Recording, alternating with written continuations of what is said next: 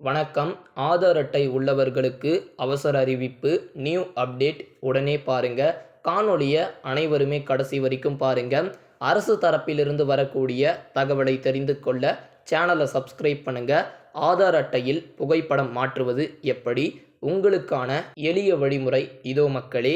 ஆதார் அட்டை அதாவது இந்திய குடிமக்களின் அடையாளம் மற்றும் பல்வேறு அரசாங்க சேவைகள் பெறுவதற்கு முக்கியமான ஆவணமாகவே இருக்கிறது மக்களே. உங்கள் ஆதார் அட்டையில் உள்ள புகைப்படம் அல்லது பிற விவரங்கள் சரியானதா இல்லையா அப்படின்றத நீங்கள் கரெக்டாக பார்த்துக்கணும்.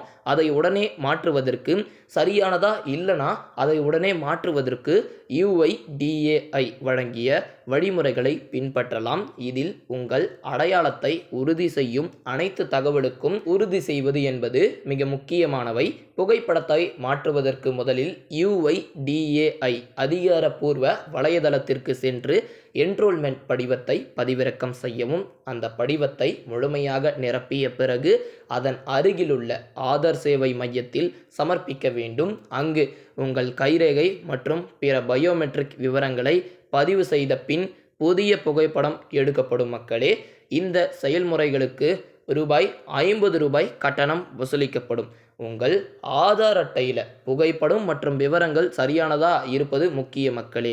ஏனெனில் இது அரசு மற்றும் தனியார் சேவை பெறுவதற்கு அவசியமானது.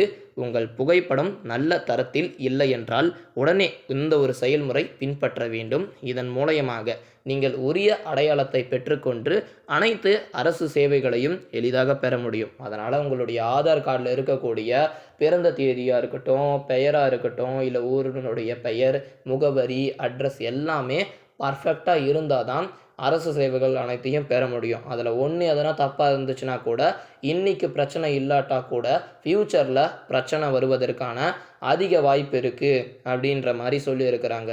அதனால் ஆதார் கார்டு தான் எல்லாமே நம்மளுடைய தமிழகத்தில் மாறிக்கிட்டு வருது.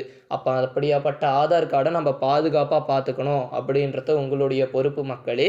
இது போன்ற மென்மேலும் பயனுள்ள தகவல்களை அறிந்து கொள்ள சேனலை மறக்காமல் சப்ஸ்கிரைப் பண்ணுங்கள். நன்றி.